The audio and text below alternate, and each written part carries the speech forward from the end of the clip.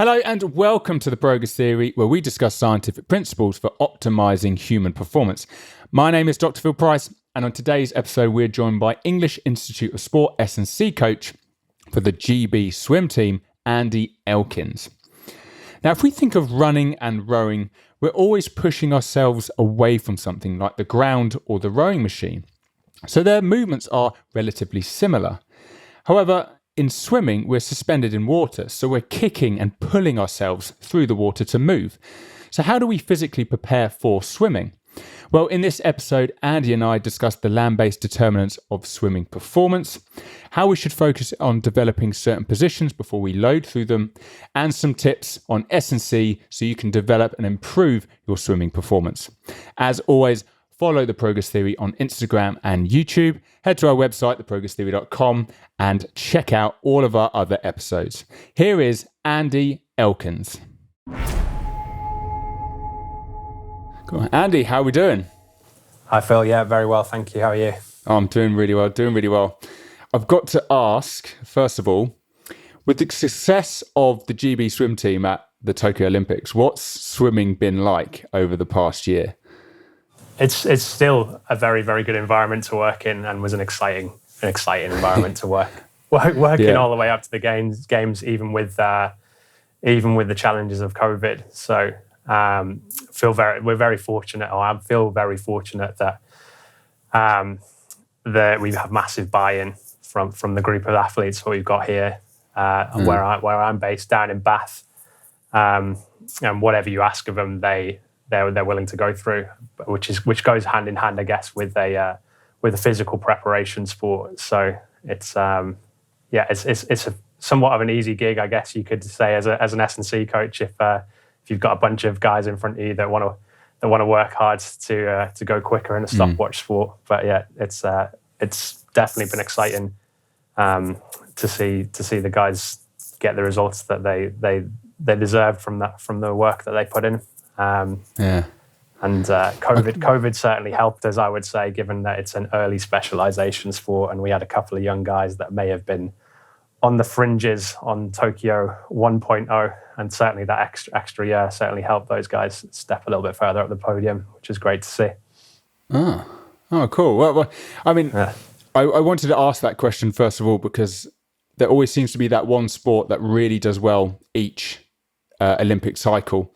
And there's like a load of media attention on it, and there's a real buzz and real culture boost because of it. And it seemed like swimming was this year's one. Well, it was actually last year. We're recording here in 2022. So it was really quite interesting to see, like, does that buzz really sort of carry over to everything you're doing post Olympics? So it sounds like it was there beforehand. So no wonder you had the success that you had. Absolutely. I think, it's the number one goal in every 4-year cycle is the Olympics, isn't it? So it's the premier competition for those guys. So the coach that I work with talks a lot about the Olympic shift within a 4-year cycle. So the guys are really good and really dedicated for the first 3 years, but then there's a conscious, right, it's 365 days to go. Let's not leave any I's undotted or T's uncrossed, I guess. So that's that was very present, and you could feel that the closer the games got to. But right now, guys are back in full training from January. Some have had longer breaks, as many athletes do after a games. So some 3 months, some 4, some dipping in and out with some of the other competitions going on. So the phenomenon that is post-Olympic blues certainly does kind of blow through a little bit in those 3 months with some of the guys. But as we speak right now, we're recording in January 2022, as you've already said. People are locked on, and that Olympic shift is starting to come to the surface again, given we're less than 3 years away from the next one. Yeah, of course, yeah.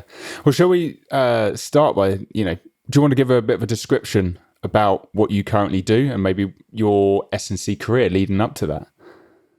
Yeah, for sure. So I'm probably going to feel a little bit old now around describing my career route. But as many S&C coaches, I started doing a sports science undergrad between 2004 and 7, and then was lucky enough to do an unpaid work placement in professional rugby at Gloucester Rugby Club. Did that for about a season and a half, and then paid the bills by PTing in the evening. So I suppose that's a good little exercise in work ethic.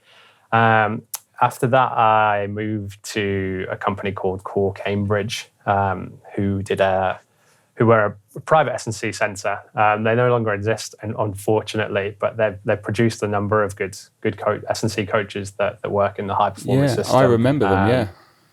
Yeah. A lot of good guys there. Yeah, I think I was there for around 4 years, and I think it was invaluable, really.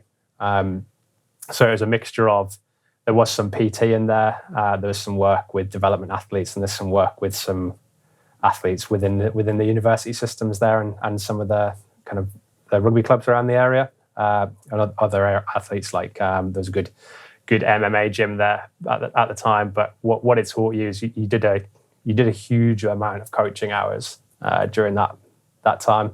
So you're looking at probably 30 hours of coaching a week on the floor. So you really kind of learn your craft and learn how to work with people that aren't your typical elite athletes. So if you can teach them to move well and output well, then when you get an elite athlete in front of you, it's pretty easy going. After that, I made a move to work for the EIS, who I still currently work for. My first role there was to work with England netball, and I did that for around about a year and a half.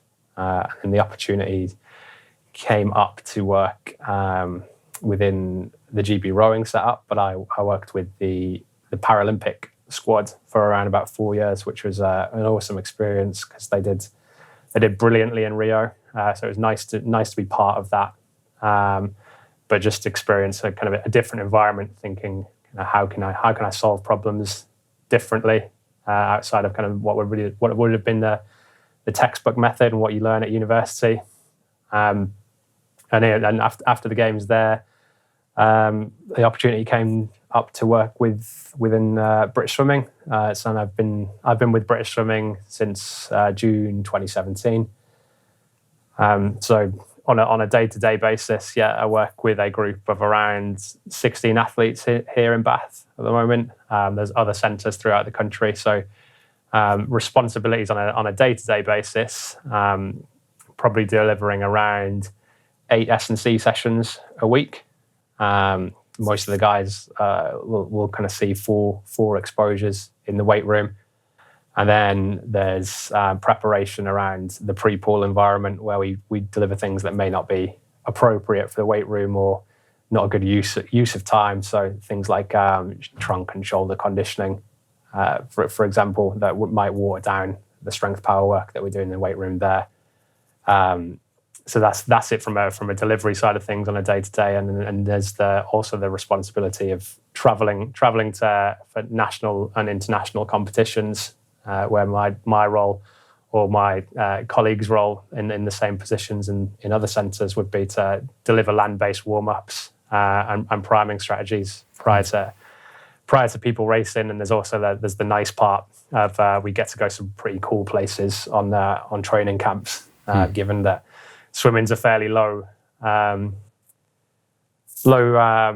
need sport when it comes to taking equipment with you. We're not like a rowing where you have to put boats onto the back of a truck. You just need your goggles, your trunks, and then you can go to somewhere really cool to a warm weather training camp in the middle of November or January when it's cold and horrible in the mornings. So I've been pretty fortunate to be part of that. Yeah. Where's the best place you've been? Oh wow, there's a couple of places that stand out. The first place I ever went when I started with swimming, we actually went to Phuket in Thailand. Nice. That was before I even really officially started the role, because the other 2 S&C coaches that were working for swimming at the time were moving on to other sports. So I was asked, look, do you want to come and experience a training camp and a competition for a couple of weeks, and obviously we'll pay you for it. I was like, well, yeah, sweet. I'll go on a 3-week holiday. Where are we going? So yes, we ended up going to Phuket, which was amazing. Was fortunate to the facilities obviously were great, and the guys trained really well. But we ended up going on a day trip to Phi Phi Island, and I remember standing next to the head coach, and he just turned to me and said, "Look, it's not always like this," which is a bit of a stark contrast given the previous sport that I worked in rowing. You'd normally be somewhere fairly in the middle of nowhere in Europe, somewhere where you'd lugged all your kit by the side of a lake or a river somewhere. But the place that I enjoy going to, which we've been to a few times now, is a place in Arizona called Flagstaff, which is we use as an altitude camp base. We normally get to go there in the winter when there's snow on the ground, which is pretty cool. And it's just a nice town to kind of live your life in whilst training alongside of it as well. And it has previously allowed a cheeky skiing trip or two on the weekends. So yeah, very, very lucky in comparison to some of the practitioners. Yeah. Sounds like the life of a swimming athlete is a little bit more glamorous than I originally thought, especially if they're going to all of these different places. For some reason, maybe it's because I haven't worked within swimming, but I know of people that have gone off to different training camps with running, with rowing, but you don't hear of people doing it that much with swimming. But why not? That seems completely logical to me. It also sounds like the life of a swimming athlete is incredibly busy. If you're providing 8 S&C sessions, which they normally attend 4 of them, and then they've got, off or out of water conditioning or anything or other conditioning they might do around the pool.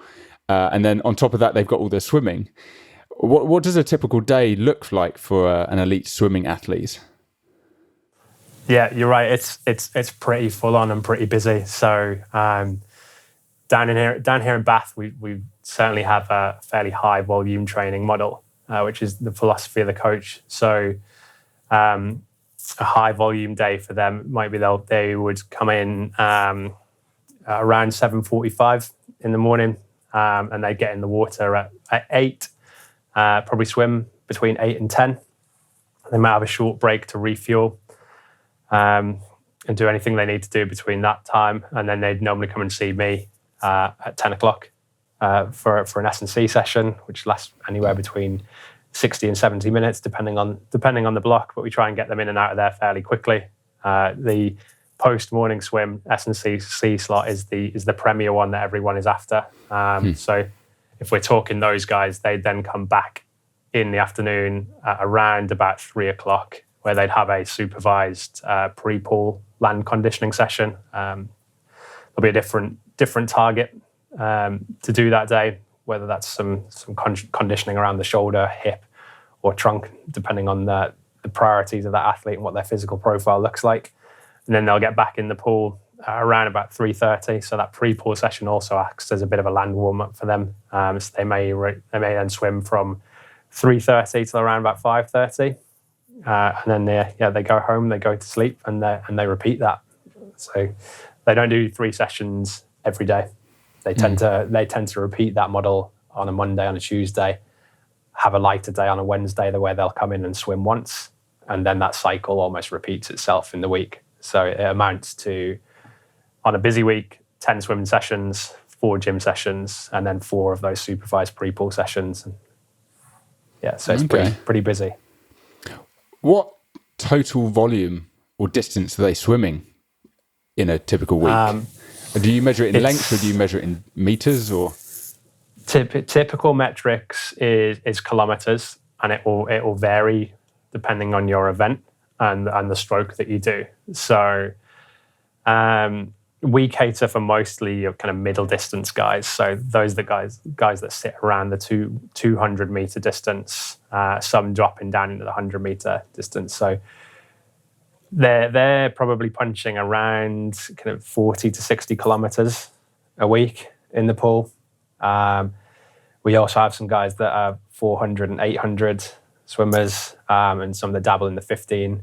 Their volume would be understandably a little bit higher, more aerobic in nature. So a touch higher, 60 to 80. You occasionally see a training spike in a big week where they might swim 100k. And then your guys that are your sprinters, they tend to be much lower volumes. So your 50-meter guys, they might look at anywhere between 20 and 40 kilometers a week. But the caveat to that is that much the same with a track sprinter, I guess, is that a lot of that 30 or 40 kilometers is technical drilling, not that demanding in terms of training. So it's just to kind of keep the speed in them, for lack of a better term. Okay. So it's almost like the speed is reserved for the special sessions. They don't want to just be, we do less volume, so that means we do more at a higher intensity. It's still the whole, I don't know, in my head I'm always comparing it to like the 80-20 model, which seems to be very popular within running. Is it a similar thing with swimming, where they've got their interval sessions where they really have to swim at a high intensity, and then the rest is very drill-based focus to try and keep it lower intensity to save them, make them fresh for when they do need to do the high-intensity sessions? Certainly for the case of your sprinters, your pure sprinters that are 50 and below, I'd say that's true. Yeah.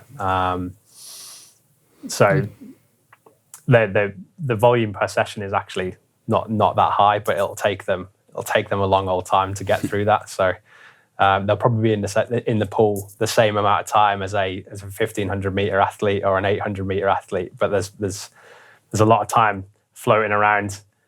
Clapping their hands on the block, for example, tends to be a favorite activity of your sprinters. So so they are working at that really, really high intensity. It's a very polarized model.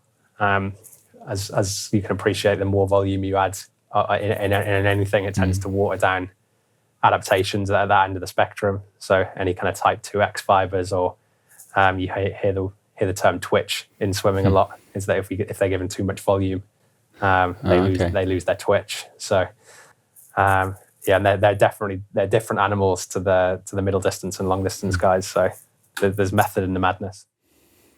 How does the amount of volume they do during a week then influence the type of S&C support that you provide? I mean, obviously, I'm assuming the S&C support is going to be different for a 50-meter sprinter versus a 800-meter person. But are there a number of things that affect it? You know, you've just swam 10K today. We're going to change your S&C in this way, for example. The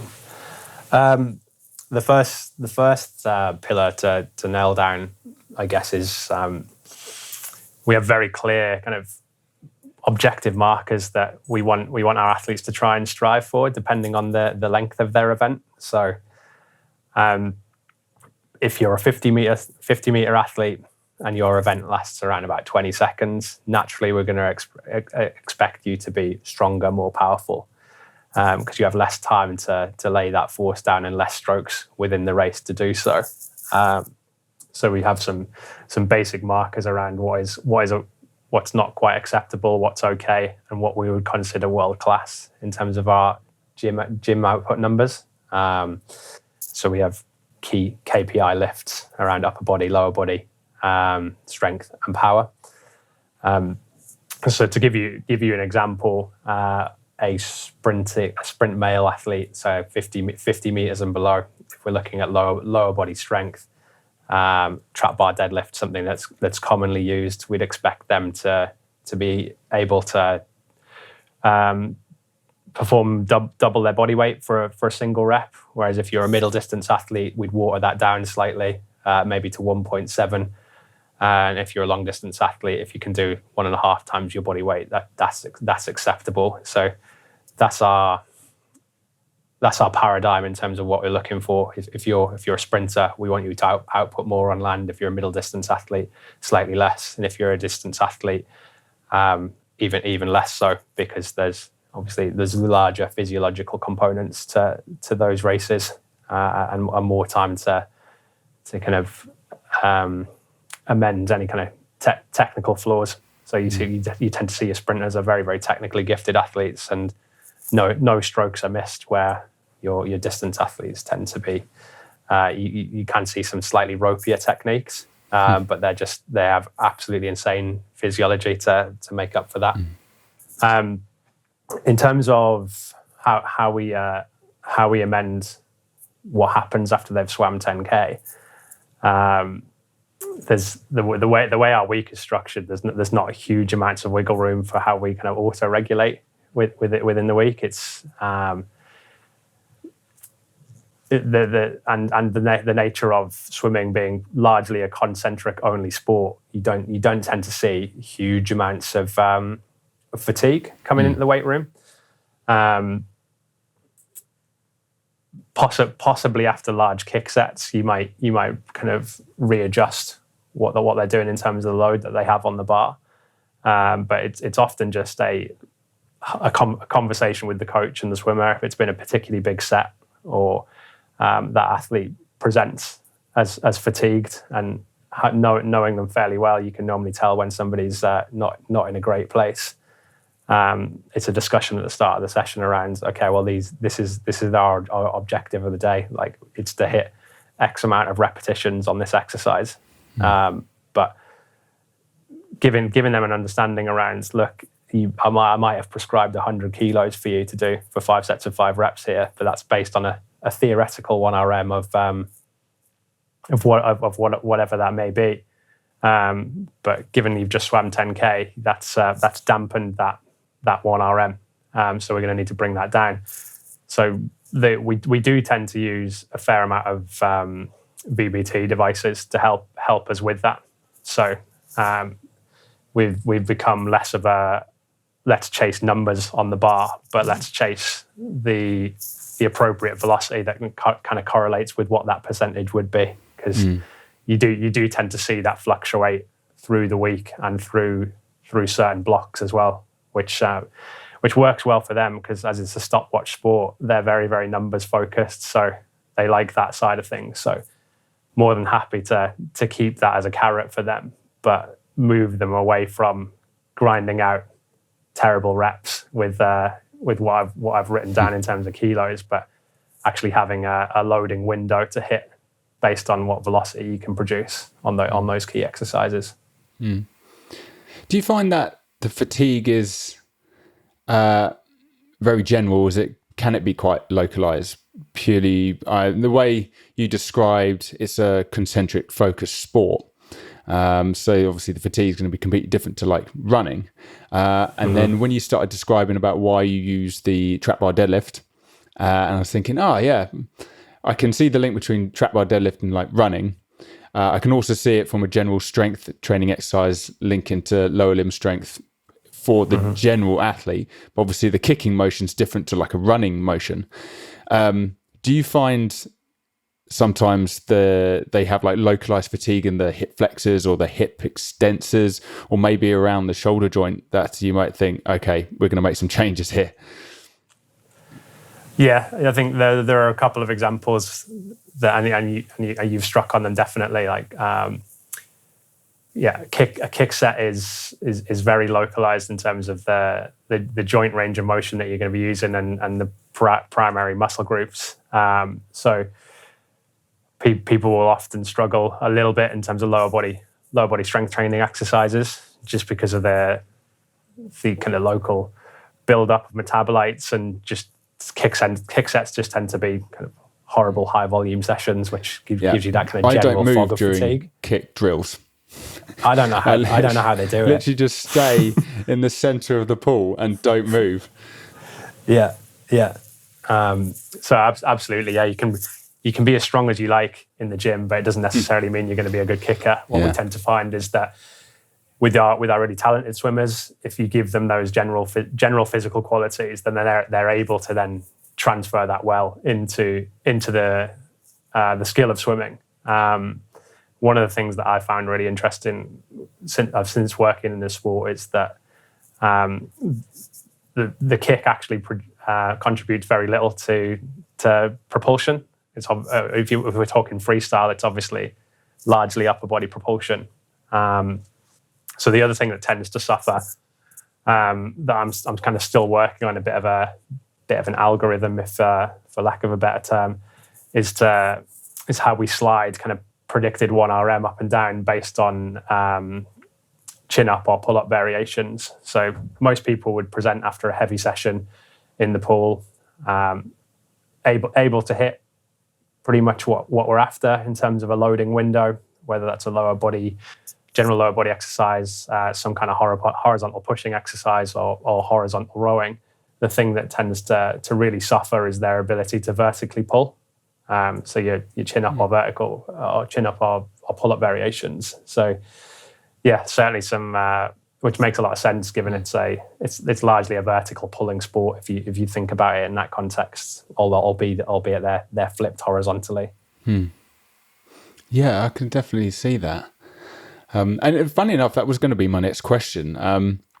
We had Fergus Crawley, who's a hybrid athlete, on the podcast a few weeks ago. And he, on a particular event, he did a powerlifting total and then went for a sub 12-hour Ironman. And he said during the bench press, like it was a heavy bench press, and after he performed it, the first thing he just felt was like, okay, that's going to affect the swim. And later on, he reflected on that, actually made the swimming much more difficult. And I started thinking, well, are there certain exercises you avoid to try and avoid any negative transfer coming from the S&C towards the swimming stroke? If it's a very vertical pulling exercise, you probably focus more on that. If you started doing too much upper body pushing, like a bench press, does that negatively affect the swimming athlete? For me, this is a bit of an organisation of training question, and how the swim sessions are set up across the week, and also a little bit around what phase of training we're in terms of the pull. So aerobic development phases is a good time to be an S&C coach within swimming, because I'm pretty much given free rein to really get stuck into the guys and do some heavy work, because for the coach there's less of a need for them to hit certain turnaround times in the pool or certain splits. So that's less of a consideration, and it tends to be very general physical prep during that stage. However, when they're expected to swim faster, we tend to do all of our vertical pulling immediately after the morning swim, so they've got a larger window of time to get back in and recover before the afternoon session, which tends to be more of a key set. And the same goes prior to any kick sets. We don't want to do anything that's too heavily quad dominant, squatting, trap bar deadlifting, hand supported, split squat variations. We tend to use a lot of, because swimmers tend to be a little bit floppy on land, so that's one of our main modalities. We'll try and avoid that prior to any key kick sets where they're required to hit certain splits and turnarounds, because the general fatigue and obviously any kind of eccentric damage is going to affect the function of the musculature to allow them to do that. Yeah. Is it all very acute? So you may do some upper body exercises like a bench press, as long as it was kind of away from the key training sessions. It's, I mean, you obviously do it in terms of picking key exercises so it doesn't affect the next training session happening on that day, but that doesn't necessarily mean you wouldn't do it on another day when they weren't doing swimming training, for example. It's more very acutely. That's the lens that we try and view it through, is like, let's protect those sessions on that day.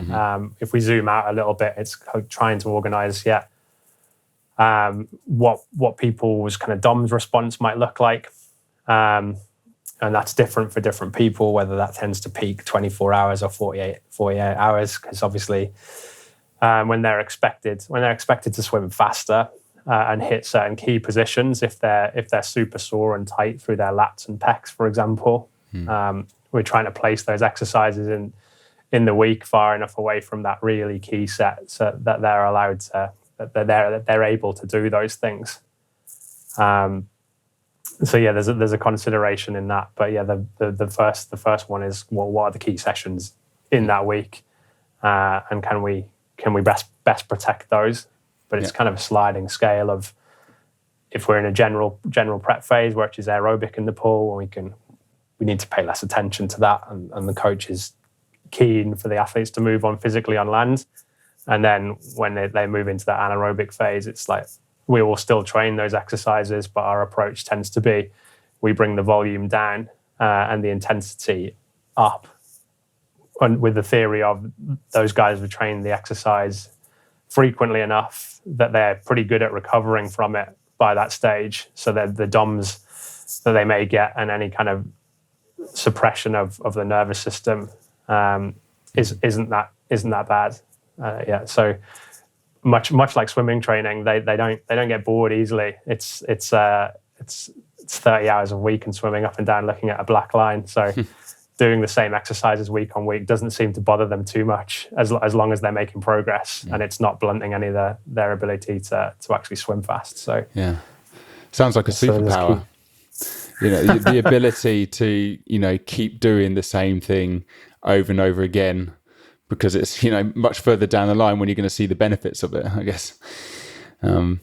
With your by-pool conditioning sessions, you talked earlier about they used to do some stuff which you try and keep away from the main S&C sessions, not quite the warm-up, but conditioning for the certain joints which they need to make sure are working appropriately for their particular stroke. What do those sessions consist of? It's local muscular endurance conditioning, so tissue conditioning. The philosophy that I kind of view physical prep for swimming through is through asking a number of performance questions. The first one being, can you hit the key positions required for the sport? And that obviously is a combination of mobility, flexibility, and your motor control. The next one is, are you strong enough in those key positions? That's where the weight room tends to lie. And do you have the capacity to sustain those key positions? So a pre-pool sessions tend to hit the first and the third performance questions there. Do you need to be working on finding kind of end range shoulder flexion, which you may struggle with if you have a tight T-spine, for example, or just poor kind of motor control of the posterior shoulder, for example, or do you have great mobility and pretty good motor control, but you just lack the tissue conditioning to sustain hitting those positions in the pool. But on the ground, realistically, that looks like Monday and Friday we'll do a basic trunk conditioning circuit, which is graded based on their capability in our trunk conditioning tests. So we tend to have levels 1 through 3. The group will do a lead circuit. If we took an example of a side plank, for example, level 1, maybe you've scored under 60 seconds on a lateral hold test, for example, and so you're going to do, your exercise would just be to work a simple side plank. Level 2, maybe you're working with a partner and they're going to provide manual resistance to actually add some load through the trunk to challenge you some more.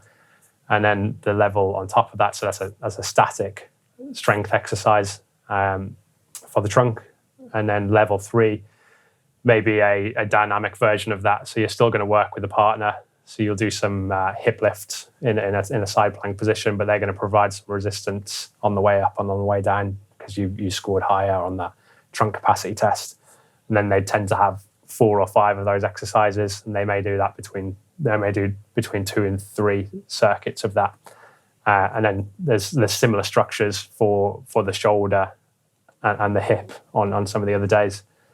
The shoulder obviously is of massive importance. So there's a general tissue conditioning and local muscular endurance piece, And then the guys will also have individual work-ons around finding kind of end range strength or getting into those key positions. Their hip work tends to be a little more general, and it may be something that you and I take for granted, given that we've probably played and participated in land-based sports most of our life and have spent a fair amount of time in a weight room. But it's somewhat challenging for swimmers a lot of the time, even if they're fairly seasoned athletes. If you think about it, it's an early specialization sport, and they've spent a vast amount of time in a somewhat anti-gravity environment, so they tend to be a little bit floppy on land and lack some of those general athletic skills and stability around key joints where we'd want them to have a little bit more stability. So you certainly see some interesting things, and I've been on a bit of a journey with that since my time in the sport. Did that lead you to go towards your research question? Because I know your research is in determining land-based metrics for swimmers. Is that right? And I remember when we were going back and forth with emails, you said there's a bit of a story of how you've developed your research questions and your research area. Is this kind of led towards your research work? Yeah, I think so. The caveat to this is I'm an absolutely terrible swimmer. So coming into the program was a little daunting for me, in the sense that I was, when are they going to get me in a pool and figure out that I have no idea what I'm talking about? But the first started kind of mulling it around was I just want to understand the sport some more. But I didn't come up with a research question probably for around about 6 months to a year, because I just wanted to kind of observe what swimmers look like on land.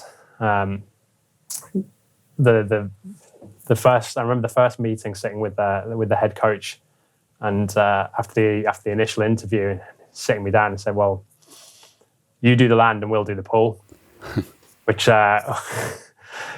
was terrifying but exciting all at the same time. So, okay, well, you trust me to do a good job, but also I'm like, well, where do I go with this? I don't really know anything about the sport. So kind of set myself to try and unpick what makes people go fast. And the first question started to arise just by looking a little bit at the research, but also kind of what do people look like on land as an elite swimmer.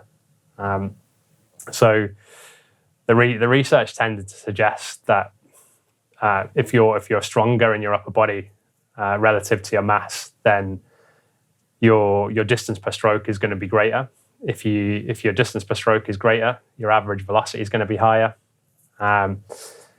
Obviously, the determinants of free swim performance are a combination of distance per stroke and your stroke rate.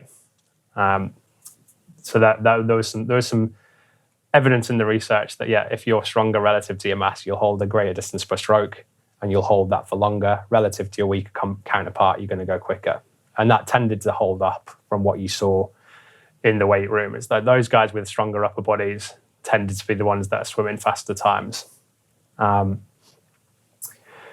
there's also a piece around, well, what's more important for me? Because on occasion I'd jump in with some circuits with the guys, and although I was the strongest person in the room, if you looked at kind of chin up bench press numbers, we were doing kind of a general press up, trunk exercise, pull up, move on to another trunk exercise and roll that round. Round one, I'd be able to hang with them.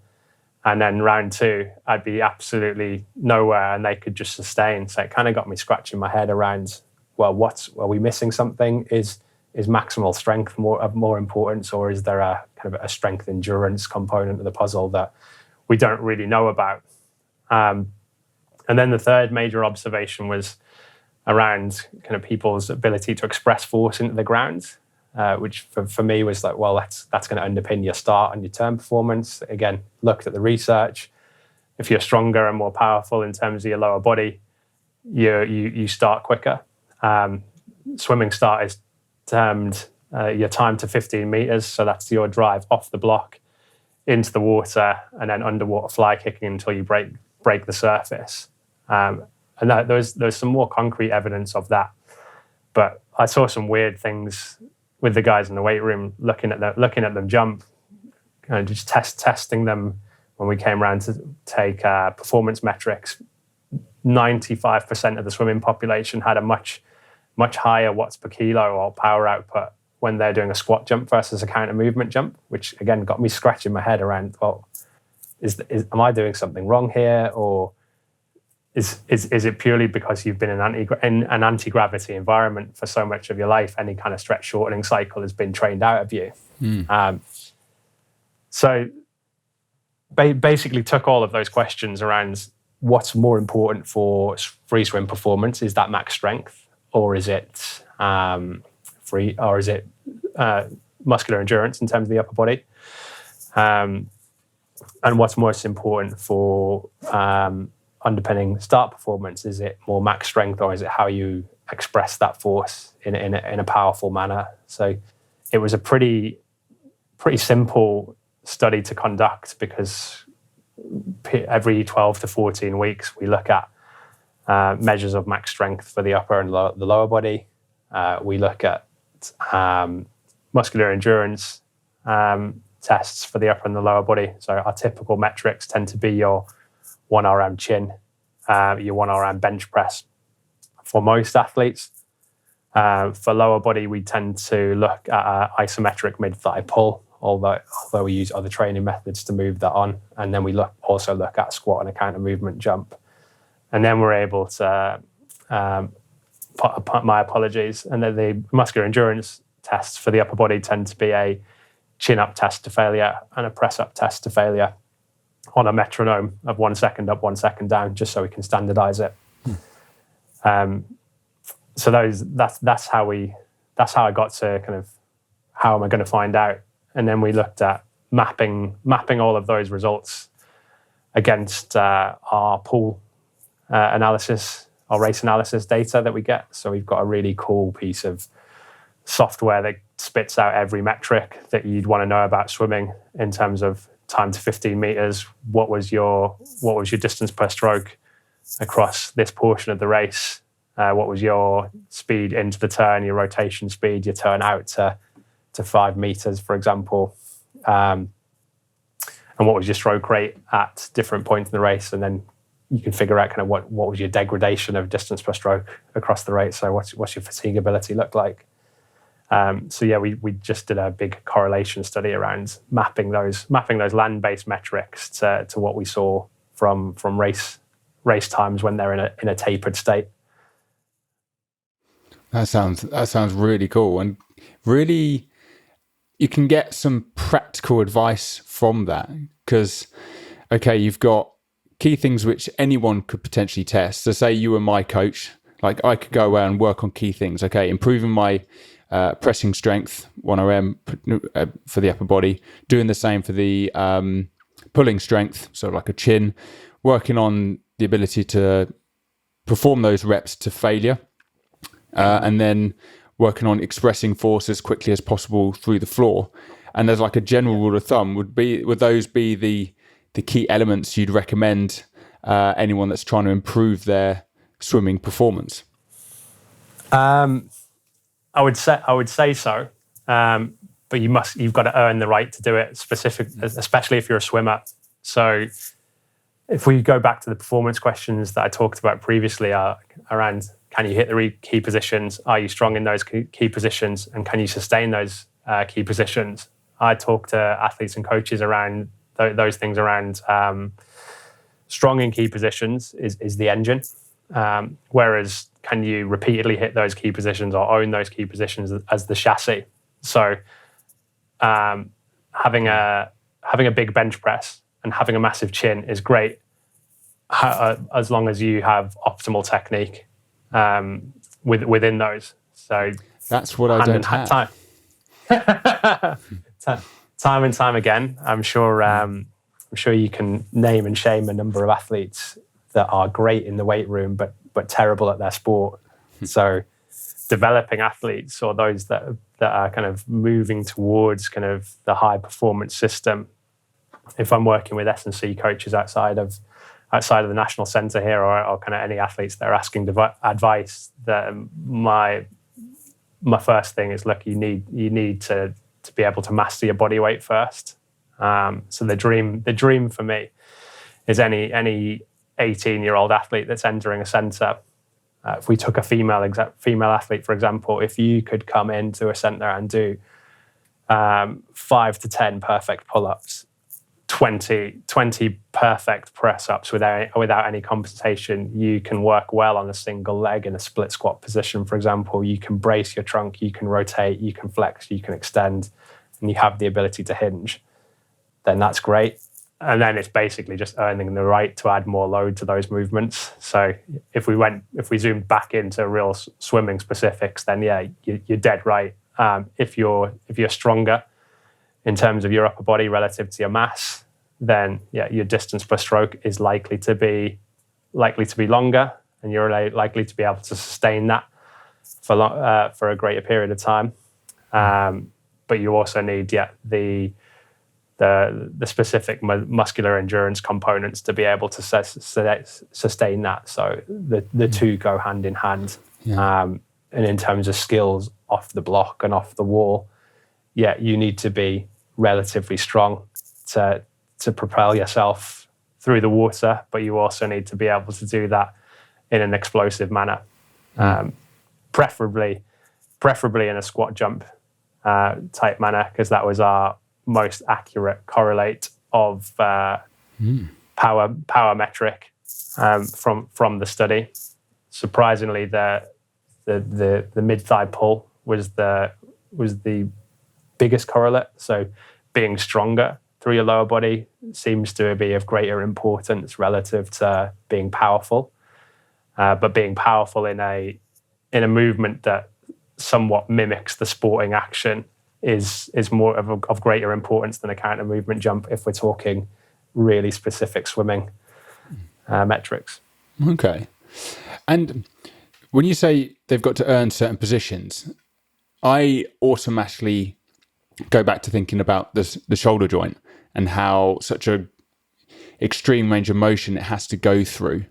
Does that often get screened? You know, the ability for the glenohumeral joint to reach extreme ends of flexion and I guess abduction as well. And you started talking about, you know, how if you have a lack of movement in the thoracic or the post side of the shoulder, especially scapular mechanics, do you do any screening around that to try and make sure that, okay, let's make sure they can hit these certain positions before we start loading them? Yeah, no, absolutely. So that sits largely in the medical team's department, but they do an extensive job of that. So there are certain tests around mobility and also isolated shoulder strength. So they'll look at things like ability to hold streamline against the wall. Like physically, can you get to the maximum amount of shoulder flexion that you'll be required to hit whilst in a streamline position in the pool?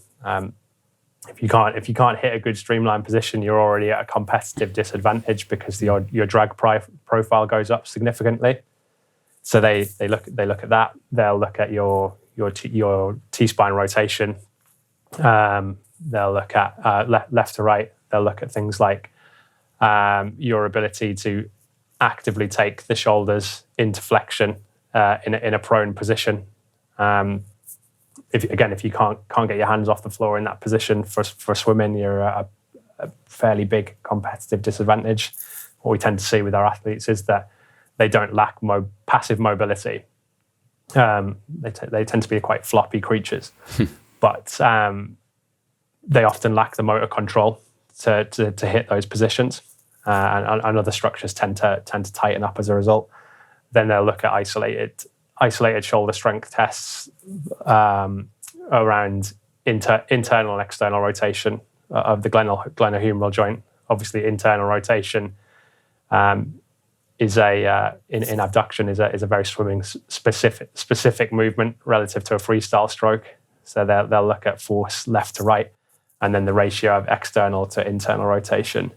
So your external, we look for a ratio between the external rotators and internal rotators. You'll have to forgive me because I'd have to call one of them to get an exact number on that.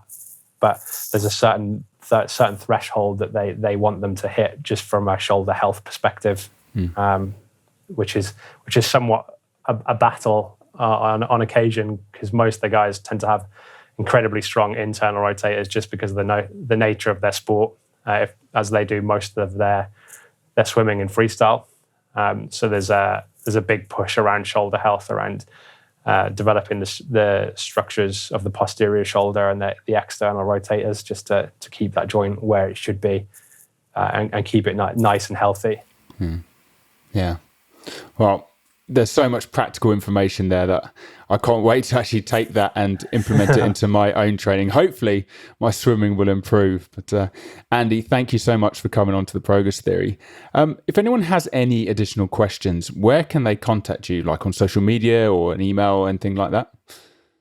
Myself and my wife, we do have a S&C social media page, a small business that we are in the early stages of developing, called Victus Perform, which is can be found on Instagram at Victus_perform. The intention is to launch some products for athletes. Cool. Around March, not specifically swimming related, but that doesn't stop anyone that kind of wants to get in touch and ask questions around swimming. I'll be more than happy to answer them. But yeah, if you do have any questions, just drop us a DM, and hopefully we can provide some insight. And the reason we started it is just to be able to give access to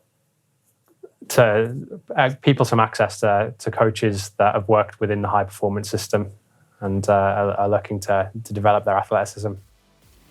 Brilliant. Yeah. Well, I will put that information in the show notes, and then when I'm advertising it on your episode on social media, I'll also advertise Victus Perform as well. So absolutely, I'm looking forward to it. It sounds really cool. But Andy, once again, thank you so much for coming on to the Progress Theory.